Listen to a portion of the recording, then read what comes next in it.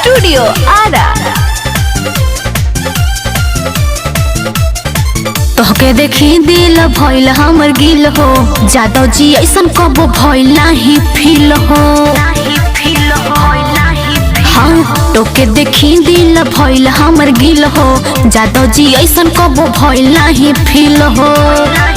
नाही लागी केहू से डर जब बनब मरद, नहीं लागी केहू से डर जब बनब मरद। लोग कहे कई गो लोभर बनवलू हो।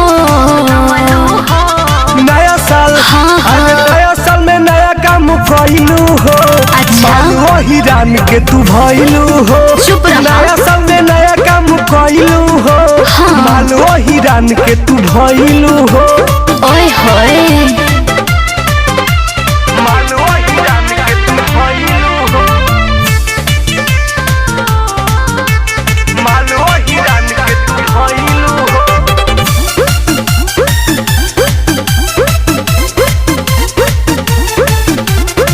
पहिर के देखी खुश रहेलू। अच्छा। देलू ग्रीटिंग कार्ड रे।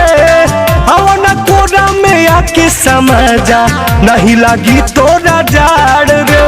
चला नया साल में कहीं घूम आवे के। सुनल भरवा हैप्पी न्यू ईयरवा के दे दो कुछ निशानी हो। चलो नेपाल में नया साल में काटे के साथे चानी हो।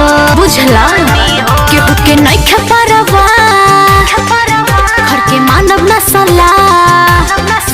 केहू के नइखे परवा, घर के मानव न सलाह। भौजी कहेली नाना दोका कइलू हो।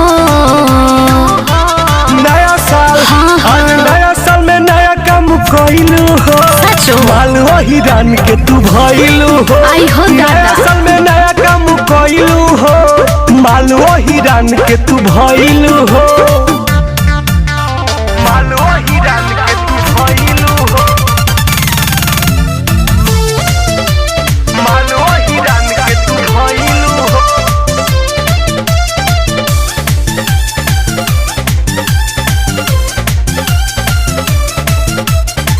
प्यार निभाई मरते दम तक हई दो बंगवा हिरान हो। हमरा पता बा। कभी छोड़ी न कभी धोके टुनटुनवा जान हो। हम सब बुझतानी अगनिया लोक मिथुन तोहरे खातिर लगवले बानी हम उठलाली हो।